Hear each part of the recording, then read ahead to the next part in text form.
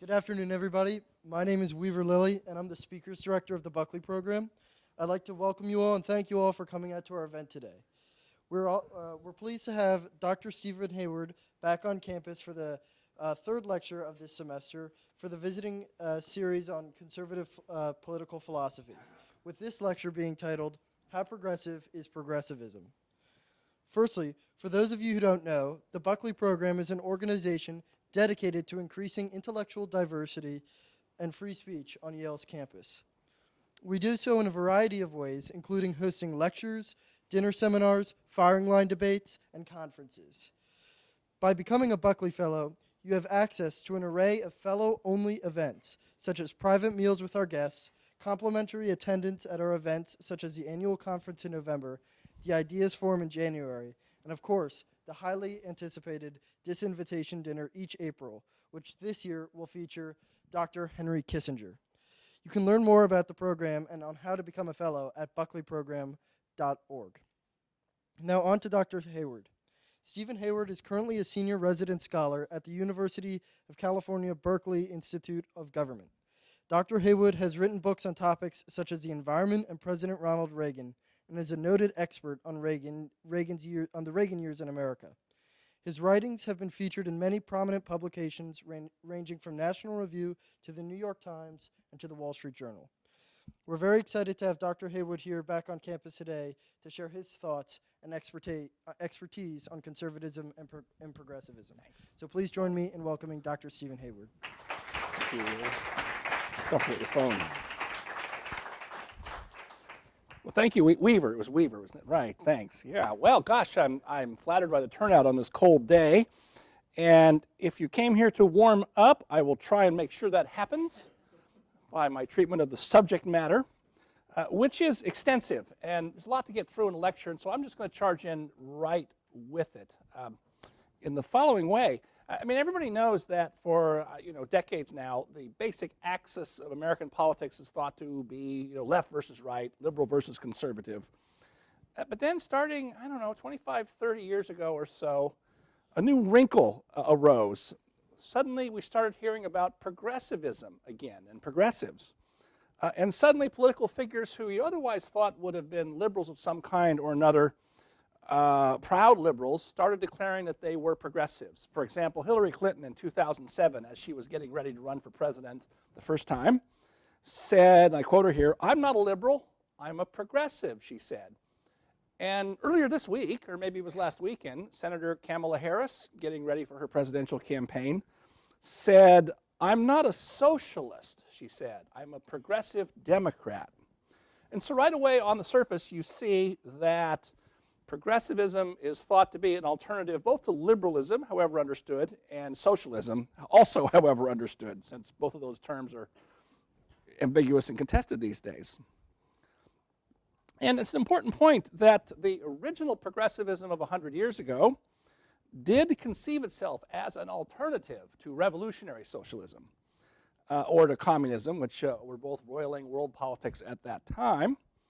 And so one of the questions we'll want to explore here today is whether today's so-called or self-labeled progressivism can be said still to be an alternative to socialism or not. Now, I think partly this reacquisition of the progressive label is partly the result of the great political success conservatives had starting 40 years ago or so in demonizing liberals and liberalism. And that culminated in the Reagan years when Reagan was routing liberals left and right. And it became, in electoral terms, a liability to be known as a liberal. And for a while, Democratic presidential candidates especially would say, "I'm not a liberal, I'm a pragmatist." Except the problem with pragmatism is it doesn't work. And so they repaired to progressive. Can't help it. But there was, for example, starting in the 80s, an organization that was quite influential for a while in Democratic circles called the Progressive Policy Institute. And that was an effort at coming up with what you might describe as a electorally viable centrist or reform liberalism that could win some elections. And it was hardly embraced by, most prominently, Bill Clinton. So now, on the surface, it makes perfect sense in these kind of political conditions that people of the left would embrace a term that harkens back to an older era of bipartisan reform. I mean, one important thing, if you don't know much about the history of the progressive era, and I'll just place here and explain later why most of what you know about it is wrong or incomplete, but it was a bipartisan phenomenon. Progressivism arguably began in the Republican Party and spread quickly to the Democratic Party. And by the way, progress. Who could be against progress except for some crank like Jonah Goldberg, who I know was here recently, good friend of mine, right, or Glenn Beck? They could be against progress, but no sensible person is against progress in any common sense use of the term. So it's a great label to have, even if it is an attempt at repackaging something that had some baggage. So is there really a difference between modern liberalism as we know it and progressivism? It turns out that there are in some respects, but it's controversial because the meaning of progressivism and even the term progress itself have been confusing and contradictory for a long time. Again, for example, I mentioned the two parties being in on the game 100 years ago. In the famous election of 1912, that three-way election between the incumbent Taft, Teddy Roosevelt, and Wilson, Woodrow Wilson was arguably to the right of Teddy Roosevelt in many important ways. So today, I think the political meaning of progressivism for the left is mostly as a synonym for egalitarianism, and its philosophical meaning comes to sight in a phrase I know you've all heard lots, and that is the side of history, as though history was this thing with a self-conscious will and a map as to where it was going, and we'll explain that a little bit. But then there's one more aspect of this that's odd sorting out that I'll want to decode a bit.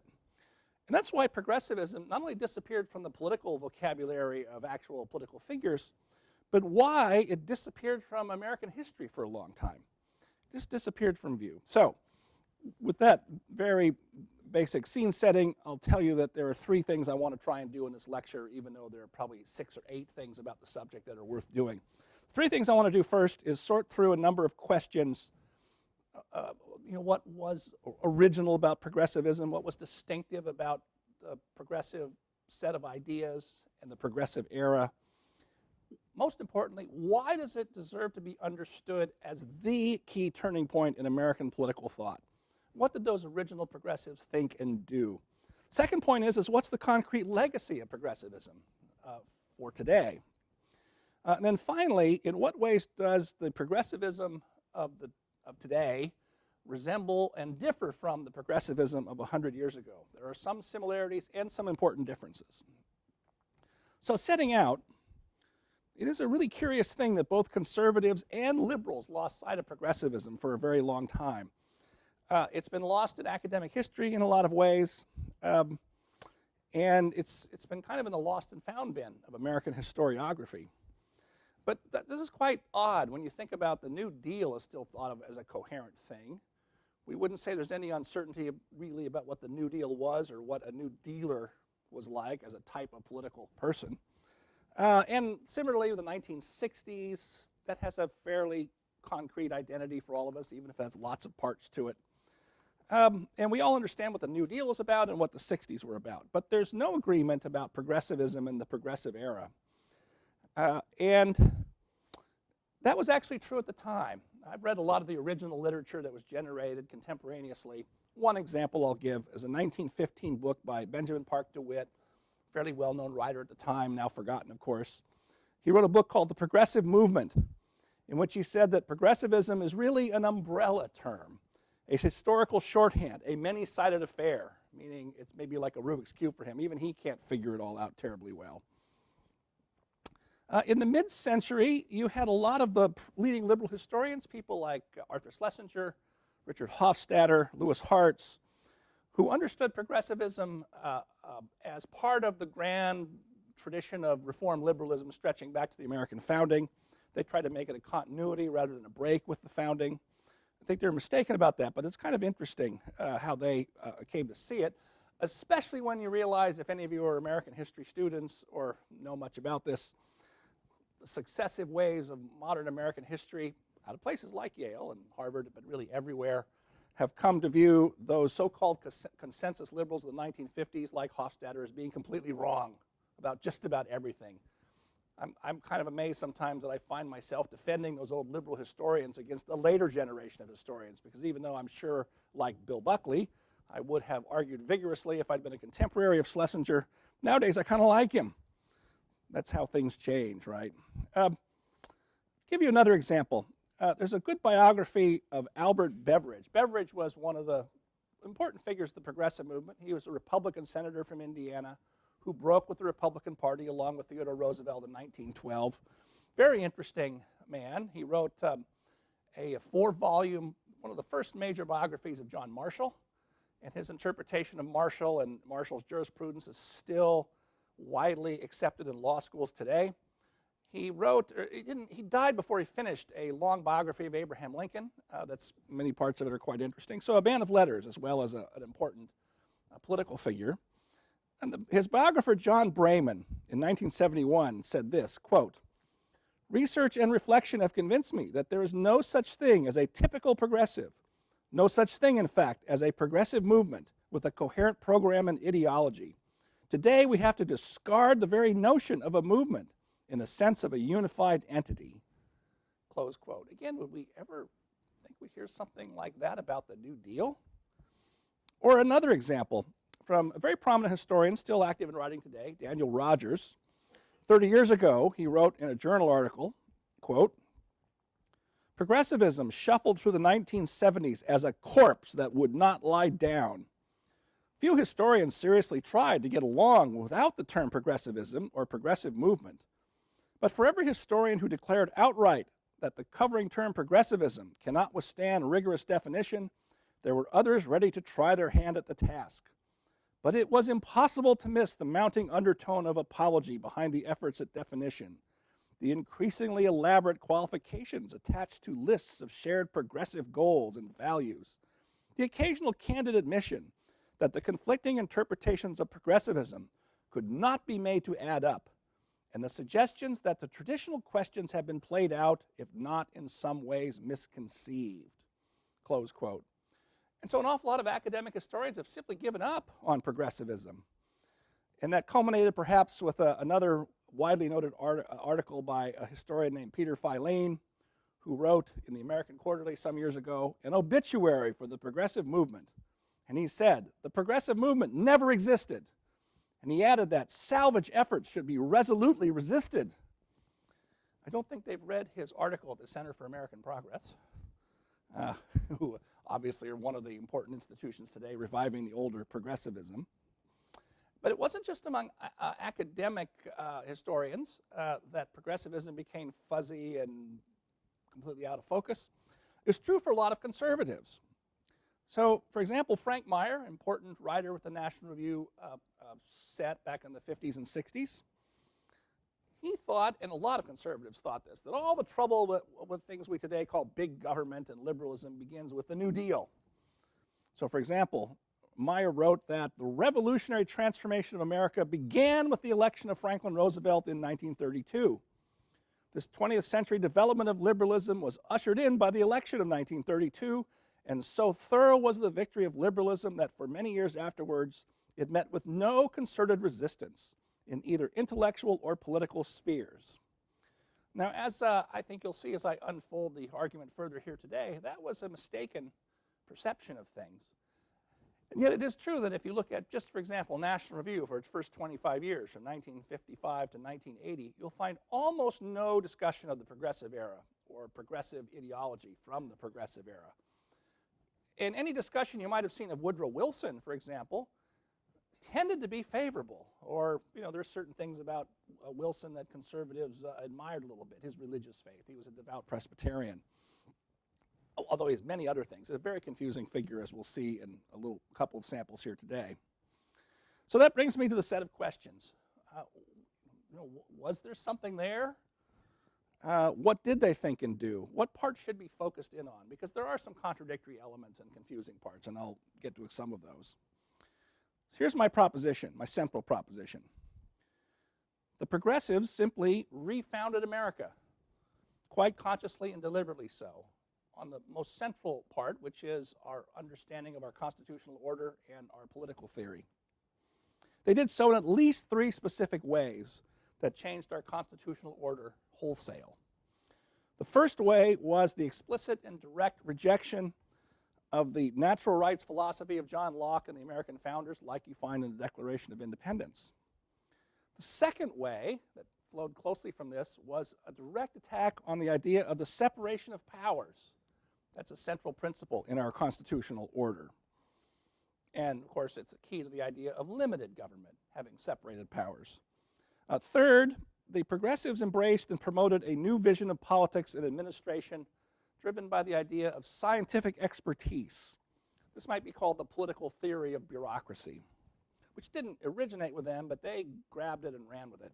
You find a lot of this, of course, in Max Weber, and you can trace a lot of antecedents of various kinds that you want, but they really grabbed hold of it and ran with it. Fourth, the American progressives embraced a Hegelian understanding of progress with a capital P, or history with a capital H, and they quite often capitalized those two terms in their writings. And history, in this sense, wasn't just a record of things that happened, things that were said and done, a record of events. No, it was the idea that history was this intelligible thing. There was, for a while, believe it or not, the view that science would soon unlock the mysteries of history. There'd be the laws of motion for history could be discovered. And if the laws of motion can tell us how a rock will fall, like from Newton, right, we ought to learn from the laws of motion how history is going to go, and therefore to control it and predict it and maybe speed it up. That's an important point for Wilson. And of course, it's a short step from there to the idea that the state, now with a capital S, not just the government, but the state, is the purposive agent for driving history forward toward this ultimate destination. Woodrow Wilson wrote a book called The State, where he lays out all these arguments. And you really do see that language beginning that like I say, you're all now very familiar with now, the line very popular with President Obama, among others, about being on the side of history. So let me go through a couple of those parts in just a little bit more detail. I said that it begins with the rejection of the natural rights philosophy of the founding. Woodrow Wilson, in several places in his writings, talks about how much he dislikes the Declaration of Independence and rejects the idea that our rights are rooted in the laws of nature and nature's God. Wilson, by the way, said that he just about wore out a German dictionary reading Hegel in his attempt to adapt Hegelian historicism for his own understanding of politics. But he was certainly not alone. He's the most famous. But I think the other towering thinker of that era was John Dewey. John Dewey wrote that Thomas Jefferson's idea of natural rights was, quote, located in the clouds, and whose falsity may easily be demonstrated both philosophically and historically. We cannot well use their vocabulary. Changes in knowledge have outlawed the significations of the words they used. Outlawed. I like the idea of thinking if I like the Declaration or John Locke, I'm an outlaw. Kind of fun. And likewise, the idea of historicism, I mentioned Hegel, but you can trace it back to a lot of other thinkers, Bentham, Comte's positivism, Condorcet. Equally important to Hegel for someone like Wilson and the other thinkers was Darwinian evolution. Evolution is maybe, they thought, the scientific basis for how history evolves or how it will drive history forward. So Wilson wrote, progress, with an exclamation point. No word comes more often or more naturally to the lips of modern man. And so you can see why they'd like the state. For Hegel, his idea of history with a capital H really represents a replacement for the Christian idea of providence. Right? In fact, Hegel wrote, and the state takes the place of God in this scheme, right? Hegel wrote, quote, the state is the divine idea as it exists on earth. We have in it, therefore, the object of history in a more definite shape than before.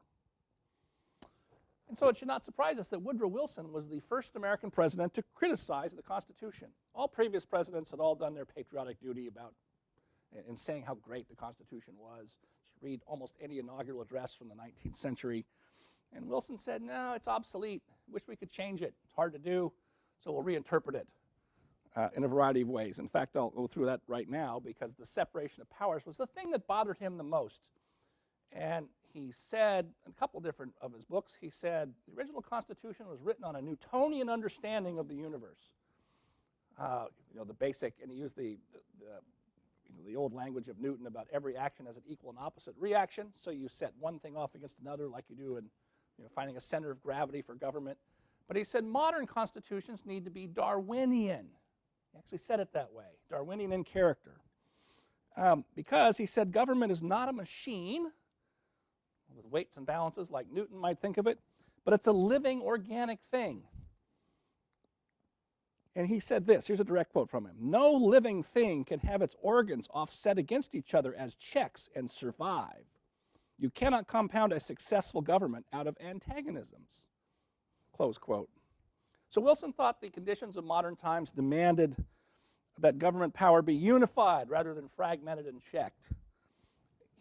In practical terms, he thought European parliamentary systems are much better. And he thought if we could do that, we'd be much better off. But as I say, our Constitution's hard to amend, although we did do several amendments in that era. Direct election of senators, income tax, prohibition, partly a progressive enterprise.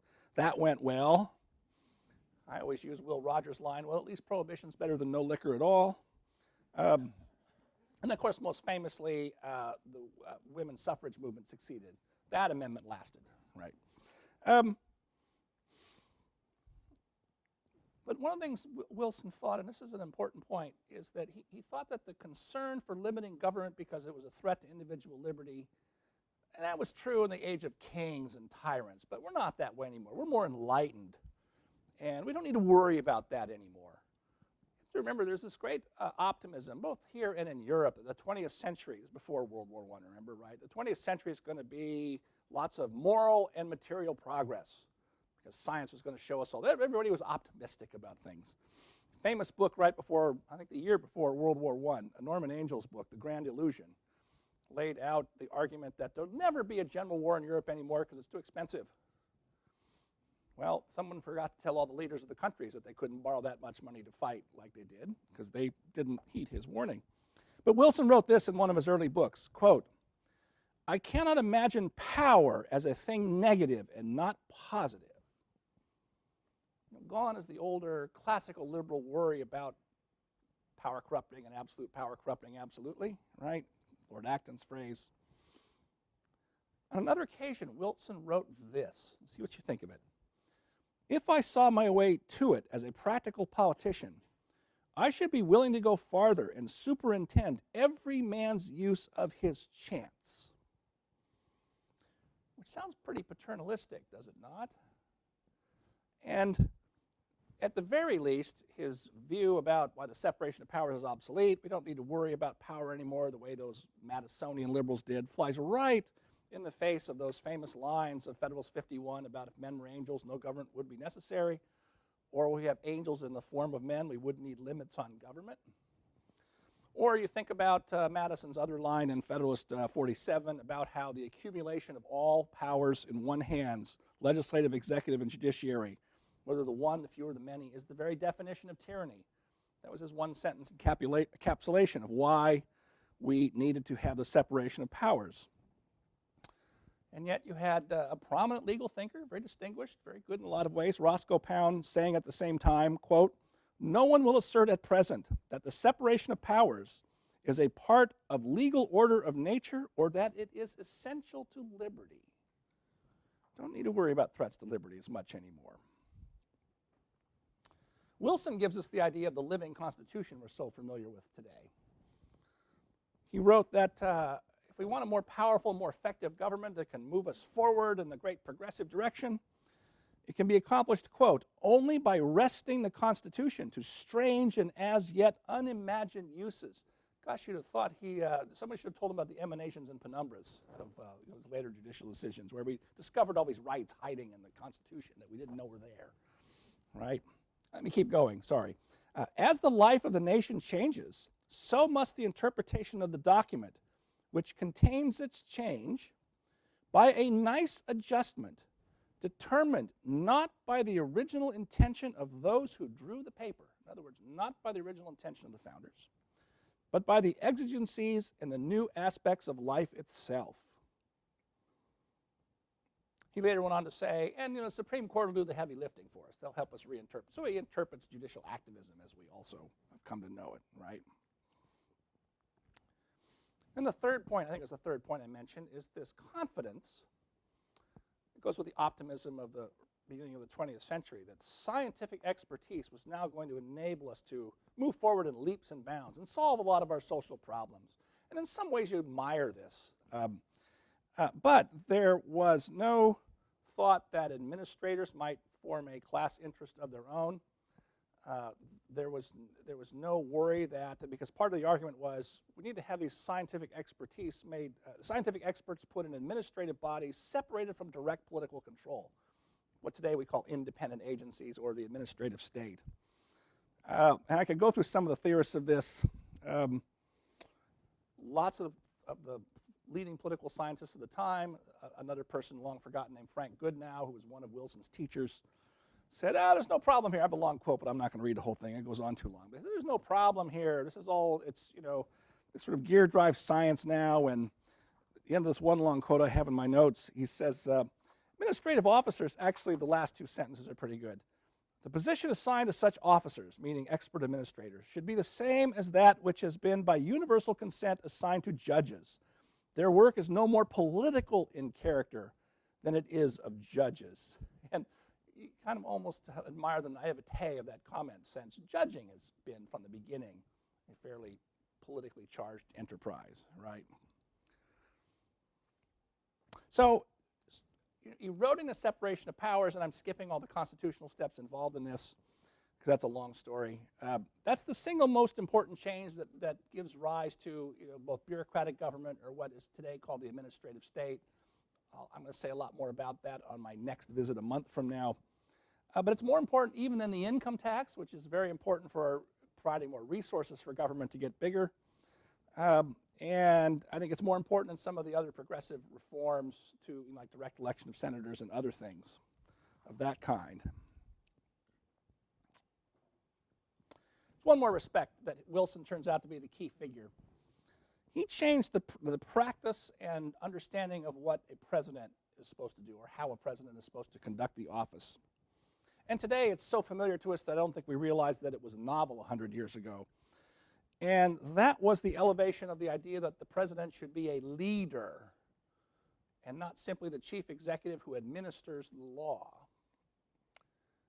Go back a little bit. At the time, if you've never read Madison's notes on the convention, when they're writing the Constitution in 1787, a lot going on in those notes. They require careful study. But first of all, you may know this, there wasn't really wanted a president. I mean, we'd just gotten rid of a king. Do we want another chief executive, even an elected executive, who might usurp power and behave like a tyrant?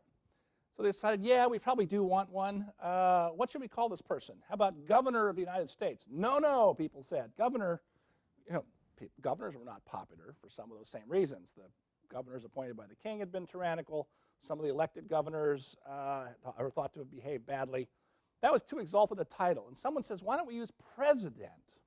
Today we think president, that's a big deal. President of a company, president of a university, president of the United States. But at the time, president was thought to be a lesser title than governor, because where does that word come from? Well, it comes from the Latin word meaning to preside, like someone who presides over a committee. And of course, in the Constitution, you execute the laws, right? Make sure they're properly enforced. Wilson's the guy who gives us what former late President George H.W. Bush called the vision thing. Presidents, both parties now are conduct themselves, or presidents from both parties today conduct themselves in the Wilsonian mode. They're supposed to have a vision of where you want to take the country. And I'm not sure how many of you know this, but the spectacle we're used to today, we just had it last week, where the president gets up and gives this televised State of the Union address before both houses of Congress. That starts with Wilson, not with TV, obviously, but he's the one who started the practice of addressing a joint session of the House and Senate. Before that, with one or two exceptions early in the Republic, presidents sent letters. Because, by the way, the Constitution doesn't say the president shall give a State of the Union message every year before Congress. In fact, it doesn't even say it has to be every year. It just says in Article 2, the president shall, from time to time, submit information to Congress and the people about the State of the Union. So most of them sent letters. And Wilson decided, I'm going to make it this big spectacle where it's a speech before both houses. And part of the reason he wanted to do that and you all seen the spectacle today, is he's standing up and he's telling these two branches what they ought to do. And he wanted to assert the primacy of the president, even though in the Constitution it begins with Article 1. The elected legislative branches are supposed to really be the engine of American government, more so than the president. But it's all been turned on its head, and that was partly Wilson's conscious intent. There's an early essay from Wilson, 1890, when he was a young professor, called Leaders of Men. Share a couple of parts of it with you. You can draw your own conclusions of how to think about this. I've read this essay over and over and over again, and there's always a lot going on with Wilson. But anyway, the competent leader of men cares little for the interior niceties of other people's characters. He cares much, everything, for the external uses to which they may be put. His will seeks the lines of least resistance. But the whole question with him is a question of the application of force. There are men to be moved. How shall he move them? He supplies the power. Others supply only the materials on which that power operates. The power will fail if it be misapplied. It will be misapplied if it be not suitable both in kind and method to the nature of the materials upon which it is spent. But that nature is, after all, only its means. It is the power which dictates, dominates. The materials yield. Men are as clay in the hands of the consummate leader. So I don't know, that kind of gives me a bit of the heebie-jeebies. Maybe it's just me, but there's more. I mean, I'll give you another passage here in a minute. I'll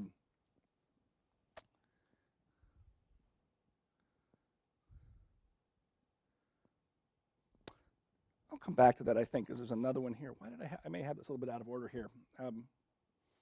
Actually, I'll do this part now. Another part from Leaders of Men. Even more bracing, I think. Leadership does not always wear the harness of compromise. Once and again, one of those great influences, which we call a cause, arises in the midst of a nation. Men of strenuous minds and high ideals come forward. He means men like himself, obviously, with a sort of gentle majesty as champions of a political or moral principle. They wear no armor. They bestride no chargers. They only speak their thought in season and out of season. But the attacks they sustain are more cruel than the collisions of arms. Their souls are pierced with 1,000 keen arrows of obloquy. Friends desert and despise them. They stand alone and oftentimes are made bitter by their isolation. They're doing nothing less than defying public opinion. And shall they convert it by blows? Yes. Presently, the forces of the popular thought hesitate, waver, seem to doubt their power to subdue a half-score stubborn minds. Again, a little while, and those forces have actually yielded. Masses come over to the side of reform. And then the clinching sentence is this one. Resistance is left to the minority, and such as will not be convinced are crushed. This is a man who, you remember, complained about the Congress not going along with him once by saying a small group of willful men standing in, that was a phrase he used about senators, standing in his way with the League of Nations Treaty. Well, they've been elected like him to a co-equal branch. Point is, that's a fairly bold and direct statement of the role of willfulness. So, I think, by the way, you can see a bit of that temper. I mean, I thought this was true of President Obama invoking the side of history when he would, for example, fairly openly scorn people who dissented on some of the hot-button social questions today, like same-sex marriage or degendering bathrooms. He would often say, well, not on the right side of history, a side that he came to rather late, if you do the chronology of Obama, right? And understand, too, that if you say the side of history, it does a lot of work for you, because now you simply assume or presume that your goal is the right one without having to justify it by argument or persuasion. Now, there's a lot more to be said about progressivism, in particular the genuine economic and social problems of the time that they were responding to, like child labor, worker safety, housing conditions, food and drug purity, and problems of industrial structure. That was the age of the so-called robber baron, as it was put for such a long time. Notably missing, however, from the list of progressive concerns was race and race relations. And many of the leading progressives, starting with Wilson, were openly racist, spoke directly of inferior races, and embraced eugenics. This was just missing utterly from history textbooks and accounts for a very long time, and it's come back into more wider knowledge recently. And this side of progressivism, as I say, was sort of airbrushed out of the accounts. There is one recent book I highly recommend by the Princeton historian Thomas Leonard, just 3 years ago, 2016, called Illiberal Reformers, Race, Eugenics, and American Economics in the Progressive Era. Here's a couple quotes from it. Hundreds, perhaps thousands of progressive era scholars and scientists proudly called themselves eugenicists. And he gives lots of examples of racial condescension of the time. And a lot of real-world consequences for that view. Leonard goes on to talk about how certain things that are now defended by today's progressives, like the minimum wage, were actually intended to be discriminatory against immigrants. Well, here's from Leonard. He says, a minimum wage worked on two eugenic fronts. It deterred immigrants and other inferiors from entering the labor force, and it idled inferior workers already employed. The minimum wage detected the inferior employee. And this was true of another pro-union measures extending well in the New Deal, like the Davis-Bacon Act. And that makes it ironic that the minimum wage today and things like the Davis-Bacon Act, that's the prevailing wage rule, which says public, especially government agencies or anybody working on a government contract, has to pay so-called prevailing wages, which means union wages. Sometimes talk to a house painter who does a job for governments as opposed to just a job for somebody's house. And when they do it, they love the government jobs because the contracts are bigger and their workers love it because they're all paid twice as much. Okay. This is, and I think the other, and this is an important point I'll come back to toward the end here, which I'm drawing toward in a couple minutes. The other place where you saw that enthusiasm for eugenics most shockingly, I think, was the 1927 Supreme Court opinion of Buck versus Bell. Any of you heard of that case? A couple of you have, right?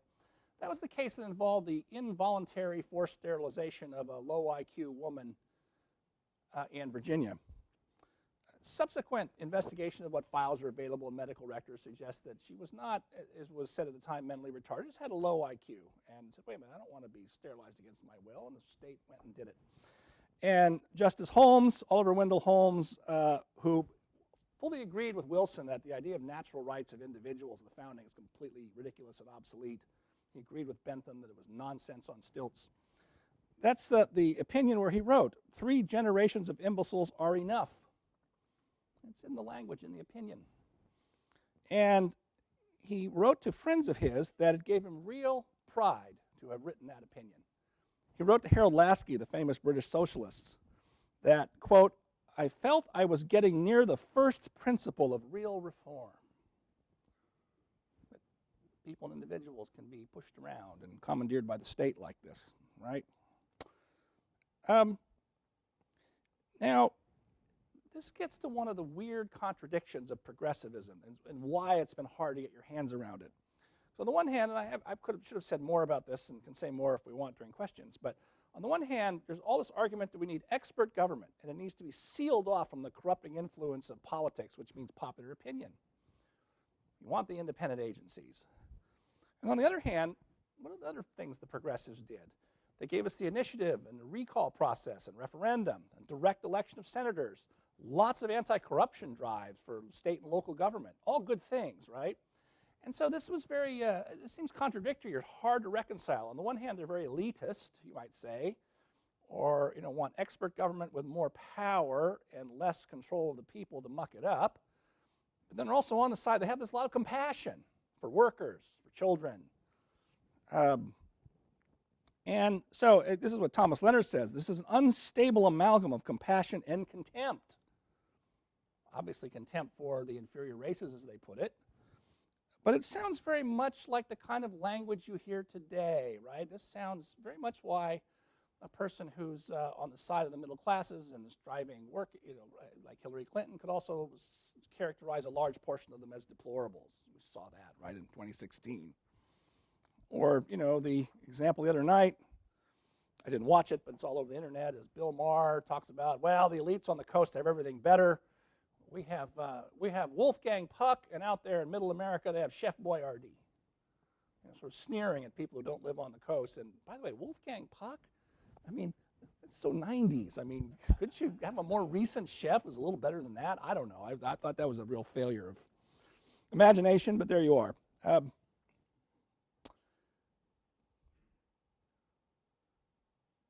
So today's progressivism is obviously very different because today's progressives clearly put racial justice and equality at the very center of what it means to be a progressive. So they got rid of all that. And how did that happen? Because this is an important point, and I'll draw to a close here.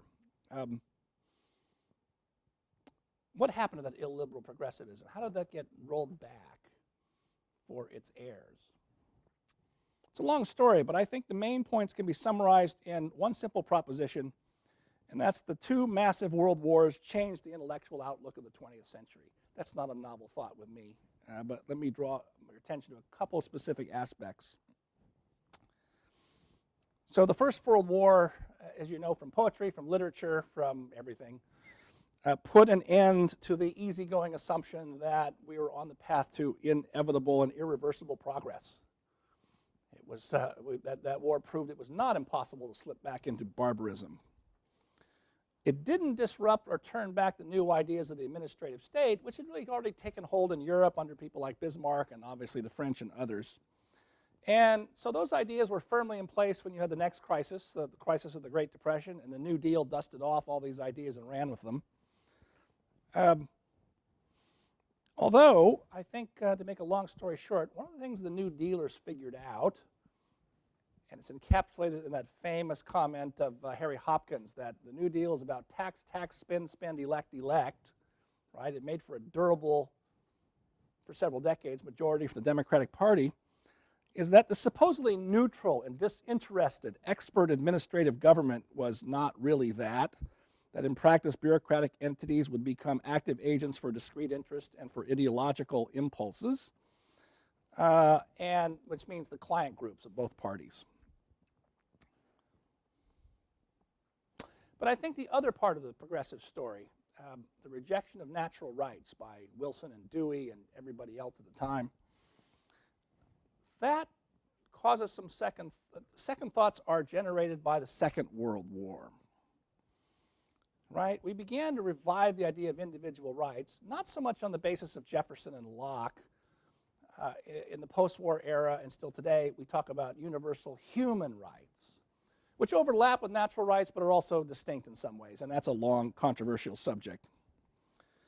But we know that, for example, the enthusiasm for eugenics that you saw in Holmes's opinion in Buck versus Bell, that was swiftly abandoned in the face of what the Nazis did, right? Although, this is very little known, in this country, state sterilizations, involuntary sterilizations, were still being done by the thousands well into the 1950s. It didn't stop all at once, and we didn't get our heads straight on that all at once. But for people like Holmes and Wilson, who said that old concern of those Madisonian and Jeffersonian liberals was obsolete, I've often wondered what they would have thought if they'd lived long enough to contemplate the Nuremberg trials, where, remember, for jurisdictional reasons, that's an interesting story, we had to come up with a universal charge of crimes against humanity, which was not in anybody's statutes, and that's a long and interesting story. And you see the mid-century liberals I already mentioned earlier, people like Louis Hartz and Schlesinger and so forth. They sounded much more friendly to the American founding, even if they understood it in particular ways. They didn't dismiss it the way Wilson did. And I think there's one figure in particular that straddles those two generations that can bring this into focus for us, and then I'll stop and we'll do questions. And that's a guy named Carl Becker, who was a very distinguished historian from Cornell. In 1922, so sort of late in the progressive era, in fact, the progressive movement had kind of fallen apart by then because of the war, but Dewey is still a major figure in the 20s, of course. And in 1922, Becker came out with a very good book on the Declaration of Independence, just called that, the Declaration of Independence, and it's still one of the best books, I think, a century later for explaining the antecedents, where Jefferson got his ideas from. But he was very much a progressive in his general outlook. And so toward the end of the book, he said this, quote, "To ask whether the natural rights philosophy of the Declaration of Independence is true or false is essentially a meaningless question." Is this right or a meaningless question? Why? Because for Becker, Darwin had shown us the mutability of all nature, including human nature. The faith of the founders, Becker concluded, could not survive the harsh realities of the modern world. Could not survive the harsh realities of the modern world. Remember, John Dewey said that the founding ideas of natural rights had been rendered false by philosophy and history. World War II and totalitarianism in general was a historical event that dealt a heavy blow to that understanding of history. And so Carl Becker was still alive when World War II starts, and in 1941, before we were in the war, it was the fall of 1941, so a few months before Pearl Harbor, he reissued a new edition of his book on the Declaration of Independence, and it had a new foreword. So remember, it said it's a meaningless question because of history. That old philosophy can't survive the harsh realities of the modern world. Now he says this. 1941. "It may be thought that just now, when political freedom, already lost in many countries, is everywhere threatened, the readers of books would be more than ordinarily interested in the political principles of the Declaration of Independence. Certainly, recent events throughout the world have aroused an unwanted attention to the immemorial problem of human liberty." So I'll pause here. The idea of liberty was taken for granted and transformed by Wilson and Dewey and other progressives. Suddenly now, in the midst of the Second World Crisis, Becker is saying it's now an immemorial problem. Something hasn't changed. Let me continue with Becker here. "The incredible cynicism and brutality of Adolf Hitler's ambitions, made every day more real by the servile and remorseless activities of his bleak-faced, humorless Nazi supporters, have forced men everywhere to reappraise the validity of half-forgotten ideas and enabled them once more to entertain convictions as to the substance of things not evident to the senses." I seize on that middle part of that clause, to reappraise the validity of half-forgotten ideas. Why half-forgotten? Well, let me be harsh on Becker, who was a very learned and interesting man, but because of that current of thought that said we could forget those ideas with no cost to ourselves. And suddenly, entertain convictions as to the substance of things not evident to the senses. Maybe, I'm not sure he thought this exactly, but I would run along with it this way. Maybe science doesn't have all the answers. Maybe we need to go back to some of those abstract principles that Lincoln said were applicable to all men in all times. Now, today's conditions are not as extreme as what Becker saw in 1941, the overheated rhetoric of our time notwithstanding, but we're still, I think, wrestling with half-forgotten ideas and half-abandoned critiques of them. So I go as far as to say that the reckoning with the legacy of the progressive turn in American thought and practice is the central political controversy of our time. And I think it's crucial to understand the story in order to make sense of what is happening right now in all its forms, whether it's called populism, a revolt of the masses against the elites, or the rethinking of the constitutionality of the administrative state. That's going to be the subject of my next lecture when I return in a month. It's going to be a sequel of what I've started laying out here today in just outline form, because there's a whole lot more we can say, but I want to stop here and take your questions and comments. Thank you very much. Yeah. No one ever wants to ask the first question. You can do. Yeah, that's right. You're my ringer. Yeah, right. Good for you. I think that you made a very clear and concise, created a very clear and concise picture of Wilson and the progressives on the Constitution. less clear as to why the Declaration was dismissed, unless they're just saying all of that stuff about rights. Yeah. Nobody has rights. Oh, that's a good question. Well, actually, I'll give you a quote from somebody, one of the social Darwinists who is a left social Darwinist. I skipped over. This is a big subject. First of all, I'm going to do it this way. So, again, it's a big story, but in one sentence, you could say that the outcome of the Civil War was a vindication of the founding idea of individual natural rights, now extended to everybody. Lincoln vindicates it, right? Within a few years, not decades, you had the rise of the so-called social Darwinists. Some of them have thought over time to have been conservative, like William Graham Sumner and Herbert Spencer, and that's partly true, partly not. And they all joined an attack on natural rights for Darwinian reasons and others. That's why they're called social Darwinists, right? So in an ironic way, the way for the progressive attack on the Declaration is partly prepared by what passed for conservative thought in the 19th century. This is a big problem, I think, especially for latter-day people who admire the social, Sumner has a lot of fans. Interesting writer, but okay. There were left social Darwinists, not radical left, but liberal social Darwinists, right, who instead of emphasizing the competition between individuals, that's what you think of the Spencer-type social Darwinists, they thought, and this is explicitly true, they thought what we need is competition between groups, between nations. This is part of the whole eugenics idea and the inferior peoples and all that part of it. But what's in the way of all that? Well, any robust understanding of and protection of individual rights. You can't have eugenics if you observe natural rights. So my favorite example of this is Lester Ward. He was one of the prominent, a famous name at the time, now forgotten. He wrote a book called, and the title's wonderful, Dynamic Sociology, right? It was all about how sociocracy, this was his phrase, it didn't catch on, right? Sociocracy would replace democracy. Here's my quote from Ward. The new science, this would be this new science of society, the new science is destined to be strongly antagonized by the growth of erroneous ideas respecting liberty. The so-called abstract rights of mankind must be denied if society is ever to become the arbiter of its own destiny. So I don't think any liberal would say that today. That's the result of, what I say, the experience of World War II and totalitarianism in the 20th century. He's writing this in the 1890s, sort of early on, right?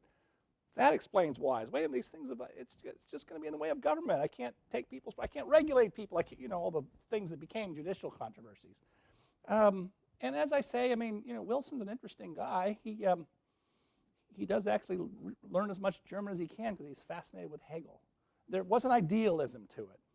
As I say, an underestimation that actually we could slip back into barbarism, right? And you still see some of that naivete from time to time, but I think nobody would take it as far as they did today. Hope that helps a little. What else?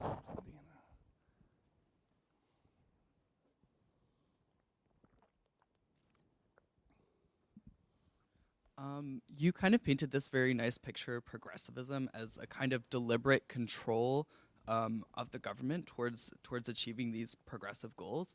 And in that sense, it seems like a lot of modern liberals are actually progressives. So what do you think the modern distinction is between liberals and progressives? Yeah, so that's a good question. I think modern liberals are not very liberal in the older sense of it. And this is a confusion. This is fun. When I first started teaching a while ago now at Georgetown, because 20 years ago now, I had a lot of Eastern European students that was in this program I was teaching in, and they were interesting for two reasons, at least two reasons, maybe three reasons. One is they really understood the Federalist Papers, especially the problem of faction in Federalist 10. They would hang on every word going through that. Whereas American students, it's more of a spectrum, second, they always tend to be very quiet, very smart, but very quiet, and they're people who are only a few years out of communism. And in Eastern Europe, you tended to stay quiet, especially if you were sort of dissenter of some kind, which a lot of them were. And the third thing is, they'd say, wait, liberals, they say Hillary Clinton, John Kerry, this is a little few years later, they're not liberals, they're socialists. So I don't know how many of you know this, but the free market limited government party in Australia is called what? Anyone know? It's the Liberal Party. Same in New Zealand. It's the Liberal Party. If you go to Eastern Europe and do all the the Slavic languages and all the others, all their free market, what we'd say right of center parties, all have Liberal Party in their name, except in their native language.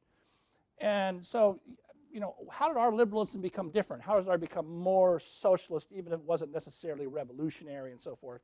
And that's Wilson. I mean, I left that out today because I could go on for hours about Wilson. As he said, we're going to give a new name to liberalism because we're going to have a new understanding of liberty or freedom.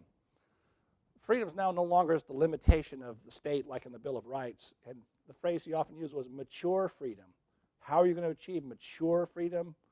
Maybe it's the pinnacle of Abraham Maslow's self-actualization, the hierarchy of needs. I don't know. But, the state's going to help you get there. Progress in science, all these things are going to help you do that. And so that's where, our liberalism is kind of an outlier, or what we call liberalism is kind of an outlier. There really isn't a difference. There's a lot of confusion there because, so one of the things about an awful lot of progressive thought, even if someone is interesting and is, intelligent as Wilson or John Dewey, there's a lot of vagueness to it. Dewey said at one point, well, we're for some kind of socialism at some point. Is that right?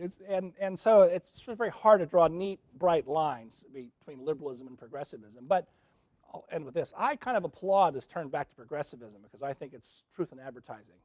I think it really does go back to ideas that have been present in modern, sort of late 20th century liberalism for a long time, but really, so I'm glad that Kamala Harris and Hillary before wants to be a progressive.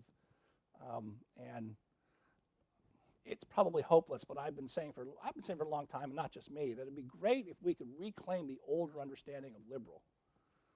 And I could say a lot about that, but that would be neat if, because the idea of liberal, liberty, they obviously go together, right? So,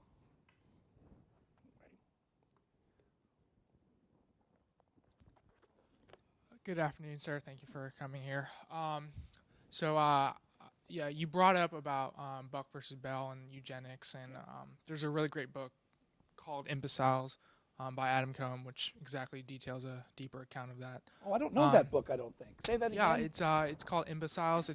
I think the title was given due to the quotation of Oliver Wendell Holmes, Jr. But my question was surrounding the idea that you prefaced your lecture saying that there was this theme of scientific exploration with progressivism, and I was just wondering, was that scientific exploration surrounded solely with the field of eugenics, or were there other avenues that scientists espouse to also champion progressivism? Well, so good question. It's not just eugenics. In fact, by the way, that's not even very scientific, right? I mean, yes. But there's great confidence that we're going to master economics. That confidence lasts into the late 60s, right? We'll master the business cycle. Keynesianism comes later, but it's part of that same idea. And the other thing, and here's the tricky part. I started to say, and I almost said in the answer to the last question was going to take me off, except now it takes me right on this point, is there's obviously an important place in modern government and modern conditions for specialized expertise to be brought to bear on solving problems. And my favorite example, I bring this up a lot, especially with my hardcore libertarian friends who, their answer is whatever the government agency is, abolish it. And I understand. However, one of the first progressive regulatory agencies founded in 1906, this is even before Wilson, was the Food and Drug Administration.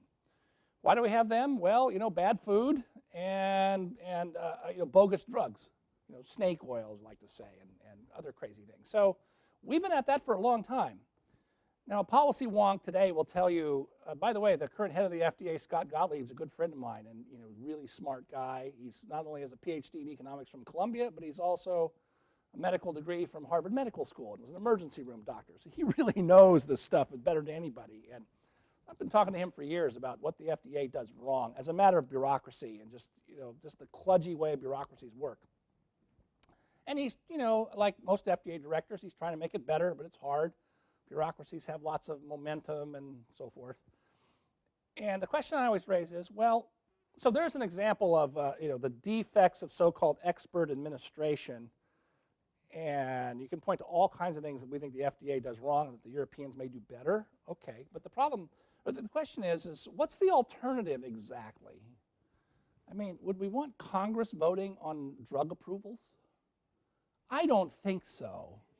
I mean, if you think lobbying by drug companies is bad now, imagine what that's like. I mean, I shouldn't ham it up too much, but you really want, what's the guy from Iowa? Steve, you want Steve King and Alexandria Ocasio-Cortez voting on whether to approve a new cancer drug on the floor of the House? I don't think so, right? So it's not clear in the modern world what the alternative is. I could say more about this. I probably will when I come back in a month to do a sequel, because there are some things that can be done, but we can't do without, at some general level, the use of experts in, we have expert warfighters, right, in the Pentagon. Highly trained. You have to have highly trained people to fly jet planes, right?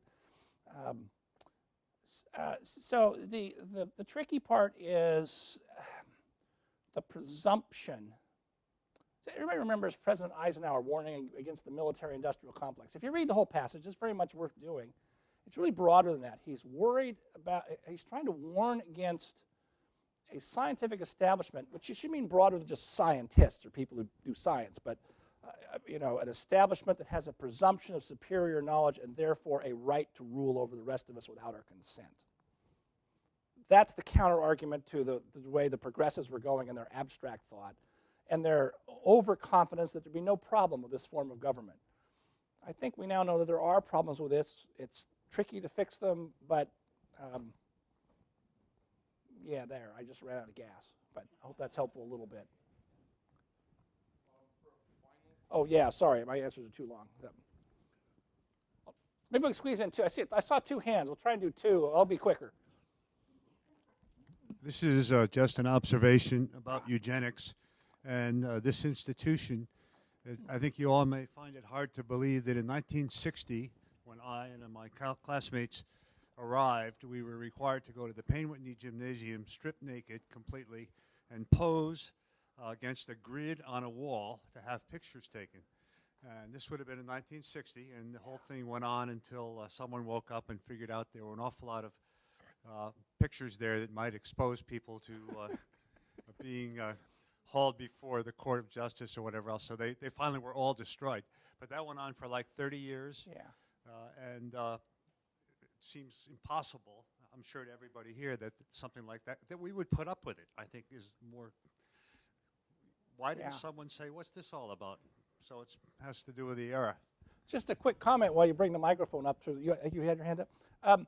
The Buck versus Bell case was never directly overruled. There was a case around 1952 or 53, Skinner versus Oklahoma, and they struck down Oklahoma's sterilization of prisoners, but they did it not on the grounds of natural rights, and you can't possibly do this to someone without their consent. They did it on equal protection grounds. Well, you're only sterilizing felons, and you're not sterilizing people in for a misdemeanor, and so it's unequal. Which means if the legislature come back and says, all right, we'll sterilize everybody who goes into the poke, it might have passed muster. I don't know. I mean, in other words, the opinion only went so far. I'm sure a court today would throw it out, but they would do it on some emanation penumbra, not the way they ought to, I think. Anyway, go ahead. Thanks. This is this is kind of a more philosophical question, but and maybe you'll kind of address it or in the sequel a bit. But I'm wondering, because you talked about like the